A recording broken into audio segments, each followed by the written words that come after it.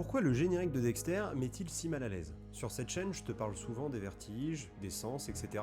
Et justement, en ce moment, il y a la série Dexter Résurrection. On va y retrouver Dexter qui, 20 ans plus tard, revient à New York après avoir passé du temps au Canada pour échapper à son passé de boucher de Bay Harbor à Miami. Mais je vais pas vraiment te parler de cette série-là, je vais te parler du premier générique de Dexter, qui est pour moi incroyable, de par sa musique, ses lumières, mais également ses images.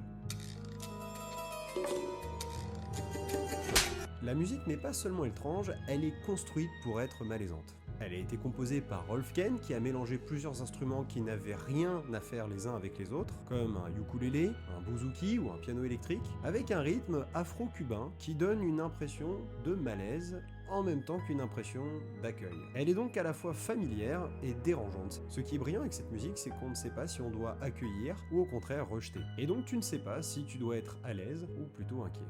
À côté, on a les images, avec Dexter qui prépare son petit déjeuner comme tous les matins. Il se prépare son bacon, il fait ses lacets, il se rase, et les plans de caméra de chacun des moments du générique renforcent cette idée de malaise. Chaque geste paraît donc inquiétant. Si quelqu'un regardait le générique de la série sans jamais avoir vu le premier épisode, il penserait juste qu'on est en train de filmer un gars qui s'apprête à vivre une journée normale, et c'est donc pour ça que je pense que les réalisateurs de la série ont préféré mettre le générique au deuxième épisode. La question est, est-ce que tu as ressenti du malaise toi aussi en regardant le générique ?